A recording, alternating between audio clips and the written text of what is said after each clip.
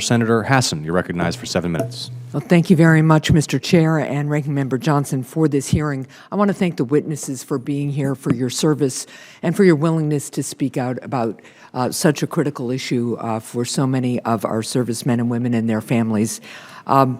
I am deeply concerned by the testimony we have heard today and the impact that similar conduct may have on my constituents. New Hampshire is home to Portsmouth Naval Shipyard, and the shipyard's nearby private military housing is also managed by Balfour Beatty.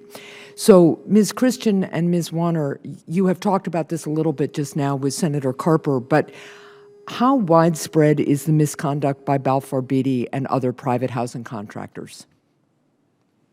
You will see it at every installation you go to. So 55 Balfour Beatty installations, I cannot come up with one where I haven't seen an issue with work order closures prior to completion or any type of mistreatment of military families. Thank you, Ms. Warner. I agree. It's widespread all over every base that is managed by Balfour Beatty. Work orders will remain open for months at a time, and ADA accommodations are not properly addressed for special needs families, disabled families. Thank you. I'm going to follow up on that last point in just a minute, and I appreciated the testimony just now to Senator Carper about why things haven't gotten significantly better since the 2020 NDAA provisions, and we'll follow up with you on that as well. I want to go, Sergeant Torres, to a different issue. Your bad experience happened just last year, more than a year after the passage of private military housing reforms in the fiscal year 2020 National Defense Authorization Act. I want to dig into your experience to better understand what additional actions Congress may need to take. In your testimony, you said that Balfour Beatty misclassified your work request to address mold in your home as another type of repair, such as carpentry. To your knowledge, did the work order system retain any information about your original classification of the repair request as a mold request instead of a carpentry request? No. So when we originally look at the report, it would be classified as something that's in there, and then maybe a day or a couple weeks later, the title will be changed. In terms of my background, I'm a HVAC technician, heating and air conditioning technician. So I'm working on work orders all the time, and I'm able to track and look at these kind of stuff. And I know for a fact that if a customer puts in a request for a work order, the title should not be changed, and it should not be closed before completion. Right. You always have to verify, hey, did we fix it? Is it actually fixed? If not, then you're going to have to reopen. If it's closed, then you reopen the same work order. At least this is how it's done in the Air Force. We reopen the same work order, not close it and then open a new one. Right.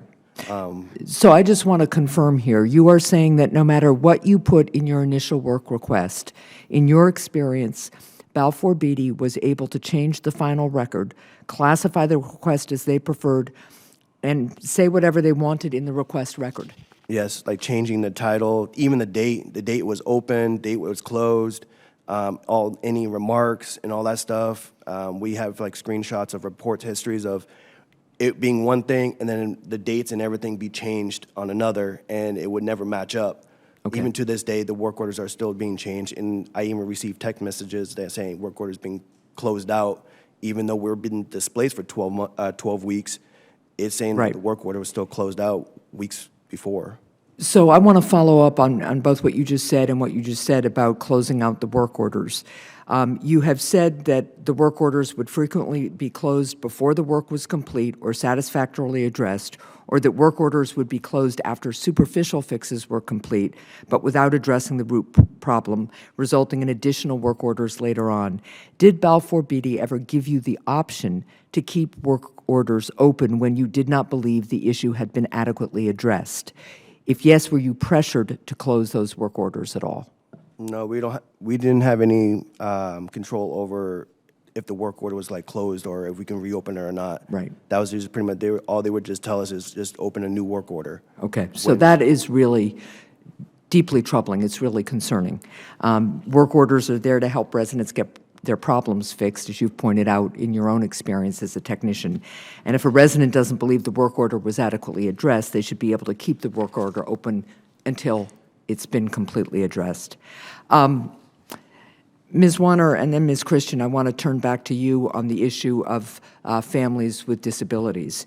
In both of your written testimonies, you highlighted the struggles that military families with disabilities experience when trying to request legally protected accommodations from Balfour Beatty. This includes requiring excessive documentation to prove the disability, making it extremely frustrating at best to request accommodations.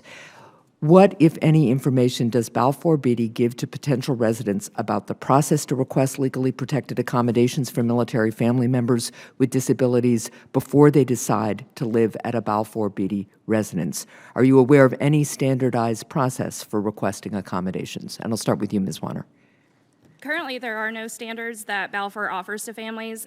They report to us often that they will ask for excessive things such as full-blown medical records. Right. And there is no even just a standard form that the medical provider can sign to state that the family has the need for ADA accommodations or special needs requests.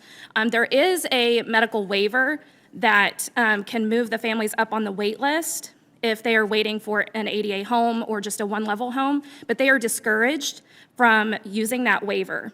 Okay. How are they discouraged? So I can tell you personally, Yeah. our family is going through that process right now, and the regional manager assured us that if we sign that waiver, that every military family that has been waiting on a house in that neighborhood, if we moved ahead of them, they would come after us. Wow. Ms. Christian, anything to add? I would just like to add that we, as an organization, follow what the Fair Housing Act says and how families should provide medical documentation. Like, there's no real way for them to do so, so we follow what federal law is. And even when providing medical documentation from physicians stating that there is a disability, what their accommodations requests are, those are still denied by local levels, and requesting more information, which is just a violation of their Right. civil rights. And it is really disturbing that a contractor for the United States military that is supposed to be there to serve the men and women who serve all of us and keep us safe and their families is not complying with long-standing federal law. And there are plenty of examples of how to meet the accommodation needs of families with disabilities. This is not new. This is often quite straightforward. And I would look forward to continuing to work with all of you to ensure that we make significant progress here and that one of our contractors follows the law of the land. Thank you.